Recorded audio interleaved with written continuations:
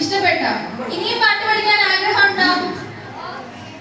ഉണ്ട്. നമ്മൾ കുഞ്ഞു മക്കൾക്ക് ഇനി ആഗ്രഹമുണ്ട് അല്ലേ? നിങ്ങൾക്ക് കഥയൊക്കെ പഠിക്കാൻ ആഗ്രഹമുണ്ട്. ശരി. ഇന്ന് നമ്മൾ കൂടുതലായിട്ട് കേട്ടിരുന്നു. ഇപ്പൊ കുറച്ചു മുന്നേ നമ്മളൊരു പ്രതിജ്ഞയൊക്കെ എടുത്തിട്ടുണ്ടായിരുന്നു. ലഹരി വിരുദ്ധ, ലഹരി ഞങ്ങൾ ഉപയോഗിക്കത്തില്ല എന്ന് പറഞ്ഞാൽ നിങ്ങളിപ്പോ മുദ്രാവാക്യമൊക്കെ പറഞ്ഞായിരുന്നു അല്ലെ? എല്ലാവരും ഇത് മനസ്സിൽ ഉൾക്കൊണ്ട് തന്നെയാണോ പറഞ്ഞത്? നമ്മളിപ്പോ മുദ്രാവാക്യം വിളിച്ചപ്പോ ആണ്. അപ്പോ ഞാൻ അതിന്റെ കുറച്ച് കാര്യങ്ങൾ നമ്മൾ അങ്ങനെയൊക്കെ ഉപയോഗിച്ചാൽ എന്തൊക്കെയാ നമുക്ക് ഉണ്ടാവുക, അത് നമ്മൾ ഉപയോഗിക്കാതിരിക്കേണ്ടതിന്റെ ആവശ്യകത, അങ്ങനെ കുറച്ച് കാര്യങ്ങൾ നിങ്ങളുമായിട്ട് പറയാനാണ് ഞാൻ നിൽക്കുന്നത്. നമുക്ക് അതിന് മുന്നേ ഒരു വാക്യം വായിക്കാം ബൈബിളില്. എഫേസ്യർ 5:15 മുതൽ 21 വരെ ഒരാൾക്ക് വായിക്കാം.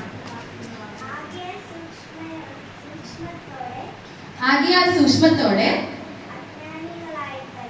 അജ്ഞാനികളായിട്ടല്ല ജ്ഞാനികളായിട്ടത്രേ നടപ്പാൻ നോക്കുവിൻ. ഇത് ദുഷ്കാലമാകിയാൽ സമയം തക്കത്തിൽ ഉപയോഗിച്ചുകൊള്ളുവിൻ. ബുദ്ധിഹീനരാകാതെ കർത്താവിന്റെ ഇഷ്ടം ഇന്നതെന്ന് ഗ്രഹിച്ചുകൊള്ളുവിൻ.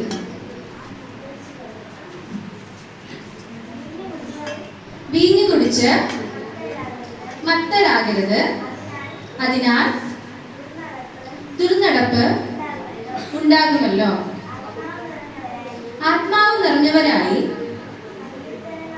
സങ്കീർത്തനങ്ങളാലും സ്തുതികളാലും ആത്മീക ഗീതങ്ങളാലും തമ്മിൽ സംസാരിച്ചും നിങ്ങളുടെ ഹൃദയത്തിൽ കർത്താവിന് പാടിയും കീർത്തനം ചെയ്തും നമ്മുടെ കർത്താവായ യേശുക്രിസ്തുവിന്റെ നാമത്തിൽ ദൈവവും പിതാവുമായവന് എല്ലായ്പ്പോഴും എല്ലാറ്റിനും വേണ്ടിയും സ്തോത്രം ചെയ്തുകൊള്ളുവിൻ. ക്രിസ്തുവിന്റെ ഭയത്തിൽ അന്യോന്യം കീഴ്പ്പെട്ടിരിപ്പി. അപ്പം ഇത് മക്കളൊക്കെ സൺഡേ സ്കൂളിലൊക്കെ മനപ്പാടായിട്ട് പഠിക്കുന്ന വാക്യാണ്. മിക്കവാറും എല്ലാവർക്കും അറിയാവുന്നതാണ്. ഇതിൽ ഇപ്രകാരമാണ് പറയുന്നത്, നമ്മൾ കർത്താവിന്റെ ഇഷ്ടമനുസരിച്ച് ജീവിപ്പി. ഈ ഒരു കാലഘട്ടത്തിൽ ദൈവത്തിന്റെ ഇഷ്ടമനുസരിച്ച് ജീവിപ്പി. നമ്മൾ എങ്ങനെയാ ജീവിക്കേണ്ടത്? ഇതിൽ തന്നെ പറയുന്നുണ്ട്, നമ്മൾ വീഞ്ഞു കുടിച്ച് മത്തരാകരുത്. ആത്മീക ഗീതങ്ങളാലും സ്തുതികളാലും സങ്കീർത്തനങ്ങളാലും ദൈവത്തിന്റെ ഇഷ്ടത്തിനനുസരിച്ച് നാം ജീവിപ്പീൻ എന്ന് പറയുന്നുണ്ട്. അപ്പം ഇപ്പൊ കുഞ്ഞുമക്കൾക്ക് ഇപ്പൊ നമ്മൾ വാർത്തകളൊക്കെ നിറഞ്ഞു നിൽക്കുന്നതാണ് ലഹരി അല്ലെ? പിന്നെ നമ്മുടെ ചുറ്റുപാട് നമ്മൾ ഒരുപാട് ആൾക്കാരെ കാണുന്നുണ്ട്, മദ്യപിക്കുന്ന ആൾക്കാരെ കാണുന്നുണ്ട്, പുകവലിക്കുന്ന ആൾക്കാരെ കാണുന്നുണ്ട്, അല്ലാതെ ഓരോ വസ്തുക്കളൊക്കെ ചവയ്ക്കുന്നവര്, മയക്കുമരുന്ന്, ഇങ്ങനെ ഒത്തിരി വാർത്തകളിലൊക്കെ നമ്മൾ കുഞ്ഞുമക്കളാണെങ്കിലും കേൾക്കുന്നതാണ് അല്ലെ? അതുപോലെ തന്നെ വേറെ കുഞ്ഞുമക്കളുടെ ഇടയിൽ ഇപ്പൊ കുറച്ച് കൂടി വരുന്ന ഒരു കാര്യമാണ് നമ്മുടെ മൊബൈൽ അഡിക്ഷൻ, മൊബൈലിന്റെ ഒരു കാര്യം. അപ്പം ഇതൊക്കെ ഇന്ന് നമ്മുടെ സമൂഹത്തിൽ വളരെയധികം കൂടിക്കൊണ്ടിരിക്കുകയാണ്. കുഞ്ഞുമക്കളൊക്കെ ഒന്ന് ശ്രദ്ധിക്കണം. അപ്പം ഇതൊക്കെ നമ്മളിപ്പോ ഈ വസ്തുക്കളൊക്കെ ഉപയോഗിച്ച് കഴിഞ്ഞാല്, അതായത് ഈ പറഞ്ഞ കാര്യങ്ങളൊക്കെ ഉപയോഗിച്ച് കഴിഞ്ഞാല്, അല്ലെങ്കിൽ നമ്മളിപ്പോ കണ്ടിന്യൂസ് ആയിട്ട് മൊബൈലൊക്കെ ഉപയോഗിച്ച് കഴിഞ്ഞാല് നമ്മുടെ ശരീരത്തിൽ എന്താണ് സംഭവിക്കുന്നത് എന്നുള്ളതാണ്. ഞാനൊരു ക്വസ്റ്റ്യൻ ചോദിക്കാം, നിങ്ങൾക്ക് അറിയാവുന്നതാണെങ്കിൽ പറയണം. നമ്മുടെ ശരീരത്തിൽ ഹാപ്പി ഹോർമോൺ എന്ന് പറഞ്ഞൊരു ഹോർമോൺ ഉണ്ട്, അറിയാവോ ആർക്കെങ്കിലും? ഹാപ്പി ഹോർമോൺ അറിയാവോ? ഹാപ്പി ഹോർമോൺ എന്ന് പറഞ്ഞാൽ ഡോപ്പമിൻ എന്നാണ് അതിന്റെ പേര്. ഡോപ്പമിൻ എന്നാണ് അത്. നമ്മുടെ ബോഡി, നമ്മുടെ ബ്രെയിനാണ് അത് ഉത്പാദിപ്പിക്കുന്നത്. ബ്രെയിനിൽ ഉണ്ടാകുന്നതാണ് ഹാപ്പി ഹോർമോൺ. നമ്മളിപ്പോ സ്കൂളിൽ പരീക്ഷ എഴുതി, നമുക്ക് നല്ല മാർക്കൊക്കെ കിട്ടി, ടീച്ചറെ നമ്മൾ അഭിനന്ദിച്ചു, നമ്മുടെ ബോഡിയിൽ എന്തുണ്ടാവും? ഹാപ്പി ഹോർമോൺ ഉണ്ടാവും. നമ്മളിപ്പം നമ്മളിരുന്ന് ഒരു വിഷയത്തിന് വേണ്ടി നമ്മൾ പ്രാർത്ഥിച്ചു, ദൈവം നമ്മുടെ പ്രാർത്ഥന കേട്ടു, ദൈവം നമുക്കത് നൽകി തന്നു, നമ്മുടെ ബോഡിയിൽ എന്തുണ്ടാവും? ഹാപ്പി ഹോർമോൺ ഉണ്ടാവും. എന്തുണ്ടാവും? ഡോപ്പമിൻ ഉണ്ടാവും. അപ്പം നമുക്ക് നമ്മുടെ ജീവിത സാഹചര്യത്തിൽ തന്നെ നമ്മൾ ചെയ്യുന്ന നല്ല കാര്യങ്ങളൊക്കെ നമുക്ക് സന്തോഷം തരുമ്പോൾ ഉണ്ടാവുന്നതാണ് ഹാപ്പി ഹോർമോൺ. പക്ഷേ ഇതെങ്ങനെ നമ്മുടെ ശരീരത്തിൽ ഒരു ദോഷമായി തീരുന്നു എന്നുള്ളതാണ് ഞാൻ പറയാൻ പോകുന്നത്. നമ്മളിപ്പോ ഈ മൊബൈൽ കണ്ടിന്യൂസ് ആയിട്ട് യൂസ് ചെയ്യുന്നു, അപ്പൊ നമുക്ക് വീണ്ടും ഉപയോഗിക്കാം. ഇപ്പൊ നമ്മൾ ഒരിക്കലും നമ്മൾ പരീക്ഷയിൽ പാസ്സായി, നമുക്ക് അഭിനന്ദനം കിട്ടി, നമുക്ക് വീണ്ടും തോന്നും അല്ലെ, വീണ്ടും നന്നായിട്ട് പഠിക്കണം, വീണ്ടും മാർക്ക് വാങ്ങണം, വീണ്ടും ജയിക്കണം എന്നൊക്കെ നമുക്ക് തോന്നും. ഇതേപോലെ നമ്മുടെ ബോഡിയിൽ ആ തോന്നൽ ഉണ്ടാക്കിയെടുക്കുന്നത് ഡോപ്പമിനാണ്. അപ്പോൾ നമ്മളിങ്ങനെ ഈ വസ്തുക്കൾ ഉപയോഗിക്കുമ്പോൾ അവർക്കൊരു പ്രത്യേകതയുണ്ട്. നമ്മുടെ ബ്രെയിനിൽ നമ്മൾ കുറച്ച് കൃത്യമായിട്ട് പറഞ്ഞാൽ പ്രീ ഫോണ്ടൽ ഏരിയ എന്നാണ് പറയണേ. എല്ലാവരും ഇവിടെ തൊട്ടെ ഈ ഒരു ഭാഗം, നമ്മുടെ ബ്രെയിനിലെ ഈ ഒരു ഭാഗമാണ് പ്രീ ഫ്രോണ്ടൽ ഏരിയ എന്ന് പറഞ്ഞാൽ. അപ്പം അവിടെയാണ് ഈ ഡോപ്പമിൻ ചെന്ന് ആക്ട് ചെയ്തിട്ട് അവിടെ ആ ഏരിയയുടെ പ്രത്യേകത എന്ന് പറഞ്ഞാൽ നമുക്ക് ചിന്തിക്കാനുള്ള ഒരു കഴിവ് തരുന്നത് ആ ഒരു ഏരിയയാണ്. ആ ഏരിയ നന്നായിട്ട് വർക്ക് ചെയ്താൽ നമുക്ക് നന്നായിട്ട് ചിന്തിക്കാൻ പറ്റത്തുള്ളൂ. നമുക്ക് ഇനി എന്തൊക്കെ കാര്യം ചെയ്യണമെന്ന് പ്ലാൻ ചെയ്യാൻ പറ്റത്തുള്ളൂ. ഇപ്പൊ നമ്മളിവിടെ ഡാൻസ് കളിച്ചല്ലേ, കുഞ്ഞുമക്കളെല്ലാം അവിടെ നിന്ന് പ്ലാൻ ചെയ്തിട്ട് അവിടെ വന്ന് കളിച്ചത് അല്ലെ. അപ്പൊ അങ്ങനെ പ്ലാൻ ചെയ്ത് ചേച്ചിമാര് പറഞ്ഞു തരുന്ന പോലെ കളിക്കണമെങ്കിൽ നമ്മുടെ ആ പ്രീ ഫ്രോണ്ടൽ ഏരിയ വർക്ക് ചെയ്യണം. നമ്മളിപ്പോൾ ക്ലാസ്സിൽ ഒരു കാര്യം പഠിച്ചു, അപ്പൊ ആ പഠിച്ചത് നമ്മൾ ഓർത്ത് പിറ്റേ ദിവസം ഒന്ന് പറയണമെങ്കിൽ ആര് വർക്ക് ചെയ്യണം? പ്രീ ഫ്രോണ്ടൽ ഏരിയ വർക്ക് ചെയ്യണം. പിന്നെ അതുപോലെ നമ്മളിപ്പോൾ ഒരു കണക്ക് പഠിച്ചു, ഒരു മാത്സിൽ ഒരു പ്രോബ്ലം പഠിച്ചു, ടീച്ചർ അതേപോലെ ഒരു പ്രോബ്ലം നമുക്ക് കിട്ടും. സെയിം പ്രോബ്ലം അല്ല, അതേ സിമിലർ ആയിട്ടുള്ള ഒരു പ്രോബ്ലം കിട്ടും. അത് നമ്മൾ അതേപോലെ നമ്മൾ മനസ്സിലാക്കി ചെയ്യണമെങ്കിൽ, നമ്മുടെ ബുദ്ധി വർക്ക് ചെയ്യണമെങ്കിൽ, നമ്മളത് കാൽക്കുലേറ്റ് ചെയ്യണമെങ്കിൽ ആര് വർക്ക് ചെയ്യണം? പ്രീ ഫ്രോണ്ടൽ ഏരിയ വർക്ക് ചെയ്യണം. അപ്പൊ ഇതിനൊക്കെ ആര് വേണം? ഡോപ്പമിൻ വേണം. മനസ്സിലായോ? അപ്പം നമ്മൾ ഓർത്തിരിക്കണമെങ്കിൽ, നമ്മൾ ഓരോ കാര്യങ്ങളും മുന്നോട്ട് ചിന്തിച്ച് ചെയ്യണമെങ്കിൽ, ഇനി നമ്മുടെ ജീവിതം നമ്മുടെ ലക്ഷ്യമുണ്ട് അല്ലെ. ഇപ്പൊ ക്ലാസ് ഒക്കെ എടുത്തപ്പോൾ ഞാൻ മനസ്സിലാക്കിയാലും മിക്കവാറും എല്ലാ ക്ലാസ്സിലും ഈ ഒരു ക്വസ്റ്റ്യൻ വരുന്നുണ്ട്, ഭാവിയിൽ നിങ്ങൾക്ക് ആരാവാനാണ് ആഗ്രഹം അല്ലെ. നമ്മുടെ ഈ തീമിലൊക്കെ വരുന്ന കാര്യമാണ്. അപ്പൊ ഓരോരുത്തരും ഓരോ കാര്യം പറഞ്ഞിട്ടുണ്ടായിരുന്നു അല്ലെ. എല്ലാവർക്കും ഓരോ ആഗ്രഹങ്ങൾ ഉണ്ടായിരുന്നു. കുറെ പേര് പറഞ്ഞു ഡോക്ടർ ആവണമെന്ന് പറഞ്ഞു, കുറെ പേര് പറഞ്ഞു കളക്ടർ ആവണമെന്ന് പറഞ്ഞു, കുറെ പേര് പറഞ്ഞു ഫയർഫോഴ്സ് ആവണമെന്ന് പറഞ്ഞു, ആർമി ആവണമെന്ന് പറഞ്ഞു. ഇങ്ങനെ പലതരത്തിലുള്ള ആഗ്രഹമുണ്ട്. അപ്പം ഈ ആഗ്രഹത്തിലേക്ക് നമ്മളെ നയിക്കുന്ന ആരാ? നമ്മളെ ആ ചിന്ത ദിനംതോറും നമ്മുടെ ചിന്ത തരുന്ന ആരാ? പ്രീ ഫ്രോണ്ടൽ ഏരിയ ആണ്. അപ്പം നമ്മളെ നന്നായിട്ട് നമ്മുടെ ജീവിതം നല്ല രീതിയിൽ ദൈവത്തിന്റെ ഇഷ്ടപ്രകാരം നടക്കാൻ നമ്മളെ സഹായിക്കുന്നതാണ് ബ്രെയിനിലെ ആ ഒരു ഭാഗം. പക്ഷേ ഈ സബ്സ്റ്റൻസ് ഒക്കെ എന്ത് ചെയ്യും? നമ്മളിപ്പം എന്താ പുകവലിക്കുകയോ അല്ലെങ്കിൽ ഇങ്ങനത്തെ മയക്കുമരുന്നിന്റെ ആയിട്ടുള്ള കാര്യങ്ങളൊക്കെ നമ്മൾ ഉപയോഗിക്കുകയാണെങ്കിൽ, അതുപോലെ നമ്മൾ മൊബൈൽ കണ്ടിന്യൂസ് ആയിട്ട് ഉപയോഗിക്കുമ്പോൾ എന്താ നമ്മുടെ ബോഡിയിൽ സംഭവിക്കുന്നത്? അപ്പം ഈ സംഭവങ്ങളൊക്കെ നമ്മുടെ ബോഡിയിൽ ഡോപ്പമിൻ ഉണ്ടാക്കും. അതുകൊണ്ടാണ് നമ്മൾ സന്തോഷത്തോടുകൂടി വീണ്ടും വീണ്ടും അത് യൂസ് ചെയ്യുന്നത്. പക്ഷേ ഡോപ്പമിൻ ഉണ്ടാക്കുമ്പോൾ ഇത് കുറച്ച് കൂടിയ അളവിലുണ്ടാക്കും. സാധാരണ നമ്മൾ പരീക്ഷയിൽ പാസ്സാവുന്ന പോലല്ല, കുറച്ച് കൂടിയ അളവിലുണ്ടാക്കും.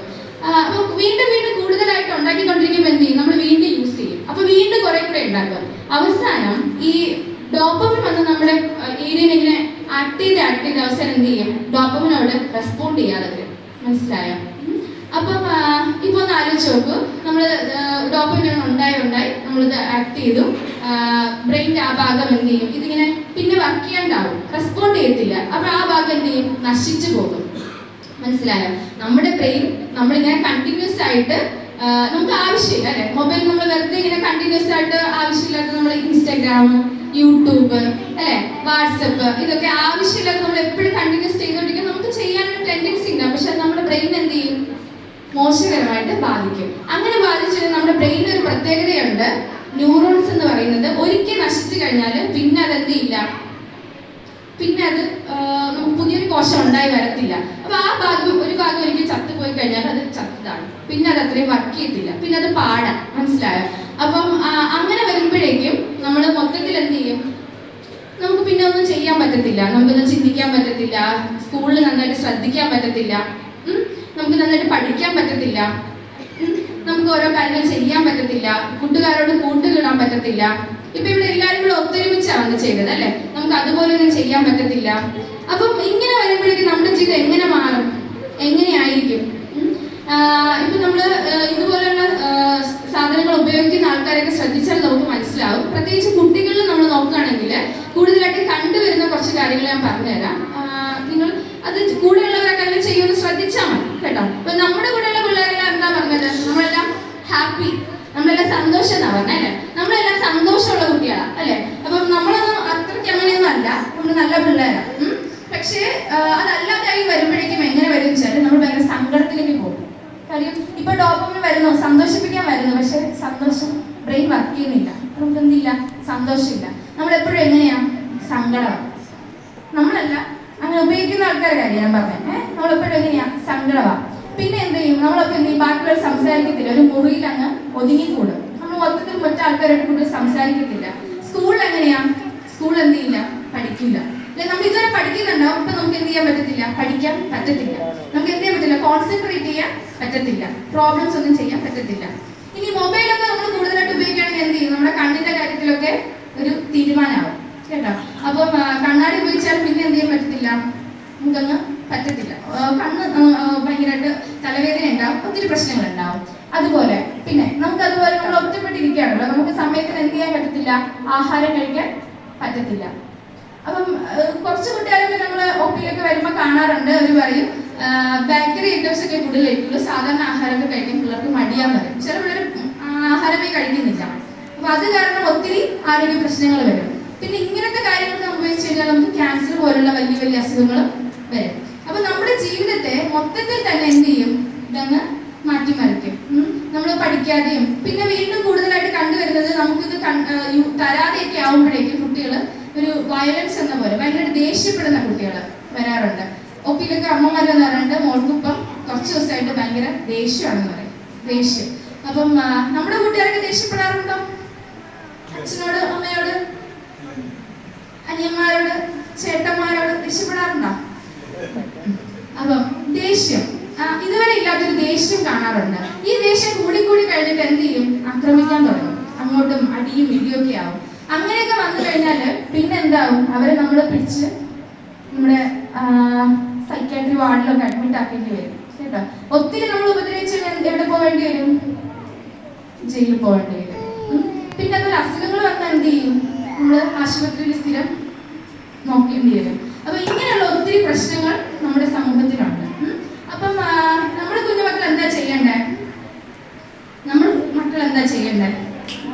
ഒരു വാക്യം വായിക്കാം. അതിന് വേണ്ടിയിട്ട് ഞാൻ ഒരു സിമ്പിളായിട്ട് കുറച്ച് കാര്യങ്ങളാണ് ഞാൻ പറഞ്ഞത്, മനസ്സിലായെന്ന് ഞാൻ വിചാരിക്കുന്നു. ഒരു വാക്യം വായിക്കാം. ഫിലിപ്പിയർ 4:4.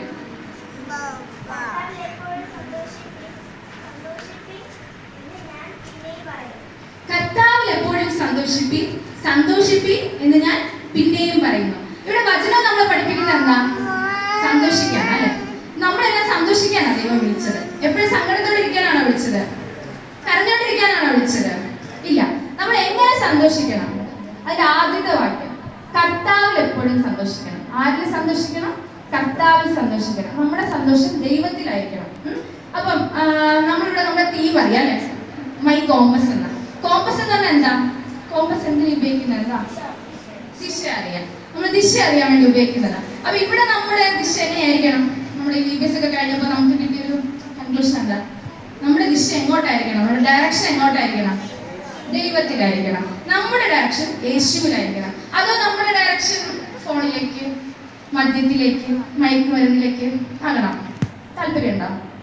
അങ്ങനെ ആയാലും എന്ത് പറ്റുമെന്ന് മനസ്സിലായില്ലേ? അപ്പം നമ്മളിപ്പോൾ ചെയ്യേണ്ടത് നമ്മുടെ ഡയറക്ഷൻ ദൈവത്തിലേക്കായിരിക്കണം. അപ്പം ആ ഒരു ഡയറക്ഷൻ വരാൻ വേണ്ടിയിട്ട് നമ്മൾ എന്തൊക്കെ ചെയ്യണം? നമ്മൾ ആദ്യത്തെ ഒരു വാക്യത്തിലൊക്കെ വായിച്ചു, നമ്മൾ സങ്കീർത്തനങ്ങളാലും സ്തുതികളാലും ദൈവത്തിന് എപ്പോഴും സ്തോത്രം പറയണം. നമുക്ക് തരുന്ന എല്ലാ നന്മകൾക്കും നമ്മൾ ദൈവത്തോട് നന്ദിയുള്ളവരായിരിക്കണം, സ്തോത്രം പറയണം. ഇന്ന് നമുക്ക് വീട്ടിൽ പോയിട്ട് പ്രാർത്ഥിക്കുമ്പോൾ പറയാം, ഞങ്ങളെ VBSൽ കൊണ്ടുവന്നത്, ഞങ്ങൾ പാട്ട് പഠിച്ചത്, ആക്ഷൻ കളിച്ചത്, ഞങ്ങൾ അതൊക്കെ നന്നായി ചെയ്യാൻ സഹായിച്ചതിന് നമുക്ക് ദൈവത്തോട് നന്ദി പറയാം അല്ലെ. നമുക്ക് പപ്പയെ തന്നതിന്, അമ്മയെ തന്നതിന്, സഹോദരങ്ങളെ തന്നതിന് നമുക്ക് നന്ദി പറയാം അല്ലെ. ടീച്ചേഴ്സിനെ തന്നതിന്, പഠിക്കാനുള്ള കഴിവ് തന്നതിന്, സ്കൂളിനെ തന്നതിന് അല്ലെ, സമയത്തിന് ആഹാരം തന്നതിന് നമുക്ക് ദൈവത്തോട് നന്ദി പറയാം. അപ്പൊ നമ്മൾ ചെയ്യേണ്ടത്, നമ്മൾ അതിനുവേണ്ടി നമ്മൾ പ്രാർത്ഥിക്കണം. നമുക്ക് രാവിലെയും വൈകുന്നേരം ഒക്കെ നമ്മൾ ദൈവത്തോട് പ്രാർത്ഥിക്കണം. നമ്മൾ കൃത്യമായി വചനം വായിക്കണം. ഇടയ്ക്കൊക്കെ നമ്മൾ ഇതിലൊക്കെ വീണു പോകാൻ സാഹചര്യമുണ്ട് കേട്ടോ. നമ്മുടെ ചുറ്റും, നമ്മൾ സ്കൂളിലാണ് പോകുന്നത് അല്ലെ, ചുറ്റുമുള്ള കൂട്ടുകാരൊക്കെ ഉണ്ട്. അപ്പൊ അവരൊക്കെ ചിലപ്പോൾ ഇങ്ങനെയൊക്കെ ചെയ്യുന്നവരായിരിക്കും, അല്ലെങ്കിൽ അങ്ങനെ വീണവരായിരിക്കാം. അപ്പൊ നമ്മൾ അതിൽ വീണു പോകാതിരിക്കണമെങ്കിൽ എന്ത് ചെയ്യണം? നമ്മുടെ ഡയറക്ഷൻ എന്നും നമ്മൾ പുതുക്കിക്കൊണ്ടിരിക്കണം കേട്ടോ. എന്നും ഇതിലേക്ക് ആക്കിക്കൊണ്ടിരിക്കണം. അപ്പം എന്നും നമ്മൾ പ്രാർത്ഥിക്കണം, വചനം പഠിക്കണം, ദൈവത്തോടായിട്ടുള്ള ആ ഒരു കൂട്ടായ്മ നമ്മളെപ്പോഴും പാലിക്കണം. ഇനി അതുപോലെ തന്നെ നമ്മൾ ചെയ്യേണ്ടത്, നമുക്കൊരു കടപ്പാടുണ്ട്, നമ്മൾ ചെയ്യേണ്ടതാണ്, നമ്മൾ ലഹരി ഉപയോഗിക്കത്തില്ല എന്ന് നമ്മളൊരു തീരുമാനം എടുക്കണം. അതുപോലെ ലഹരി ഉപയോഗിക്കുന്ന മറ്റുള്ളവരെ കണ്ടാൽ അവരോടൊന്ന് പറഞ്ഞു കൊടുക്കണം, ഈ കാര്യങ്ങളൊക്കെ പറഞ്ഞു കൊടുക്കണം, ഇനി ചെയ്യരുത് എന്ന് പറയണം. നമ്മുടെ ചുറ്റുപാടുമൊക്കെ പുകവലിക്കുന്ന അപ്പൂപ്പന്മാരൊക്കെ ഉണ്ടാവും അല്ലെ, മദ്യപിക്കുന്ന ആൾക്കാരൊക്കെ ഉണ്ട്. അപ്പം അവരോടൊക്കെ നമുക്ക് പറഞ്ഞു കൊടുക്കാം, അപ്പ ഇതിങ്ങനെ ചെയ്യരുത്, ഇതിങ്ങനെയൊക്കെ പ്രശ്നങ്ങൾ ഉണ്ടാക്കും, ക്യാൻസർ ഒക്കെ ഉണ്ടാക്കും, ഒത്തിരി പ്രശ്നങ്ങളുണ്ട്, ചെയ്യരുതെന്ന് പറയും. അപ്പോ ഇതാണ് ഞാൻ നിങ്ങളോട് പറയാൻ വേണ്ടി ആഗ്രഹിച്ചത്. അപ്പം നമ്മുടെ കൂട്ടുകാരൊക്കെ തീരുമാനം എടുത്തോ? റെഡിയാണോ? വിഷയത്തിന് വരച്ചൊരു പോസ്റ്ററാണ്. ഞാൻ കണ്ടപ്പോൾ ഞാൻ വിചാരിച്ചു അതുകൂടെ ഒന്ന് പറയാമെന്ന് വിചാരിച്ചു. അപ്പൊ ഈ പോസ്റ്റർ കണ്ടോ മനസ്സിലായോ? ഇതിൽ എന്താ ഉദ്ദേശിക്കുന്നത് മനസ്സിലായോ? ഞാൻ പറഞ്ഞ സെയിം കാര്യം തന്നെയാണ്. ഒരു സൈഡിൽ എന്താ തീച്ചുളയാണ്. കണ്ടോ? നമ്മൾ ഇതൊന്നും ഉപയോഗിക്കുന്ന ആർക്കും ഇഷ്ടമല്ല, ദൈവത്തിന് ഇഷ്ടമല്ല. അപ്പൊ നമ്മൾ അങ്ങനെയൊക്കെ ഉപയോഗിക്കുകയാണെങ്കിൽ എവിടെ പോകും? നരകത്തിലേക്ക് പോകും, തീച്ചുളയിലേക്ക് പോകും. ഇനി നമ്മളത് ഉപയോഗിക്കാതിരുന്നാലോ നമ്മളാരാ ഹാപ്പിയാ അല്ലെ? നമ്മളാരാ ഹാപ്പിയാ? നമ്മൾ എവിടെയാ ഹാപ്പി? നമ്മുടെ സന്തോഷം എവിടെയാ? ദൈവത്തില അല്ലെ? കർത്താവില്ല. നമ്മുടെ കൂടെ ദൈവം ഉണ്ട് എന്നുള്ളതാണ് നമ്മുടെ സന്തോഷം അല്ലെ? അപ്പൊ നമ്മളിനി എന്ത് പറയും? Say no to drugs. നമ്മളിനി ഉപയോഗിച്ചിട്ടില്ല. എല്ലാവരും തീരുമാനം എടുത്തില്ലേ? എല്ലാവരും ധാരാളം അനുഗ്രഹിക്കട്ടെ.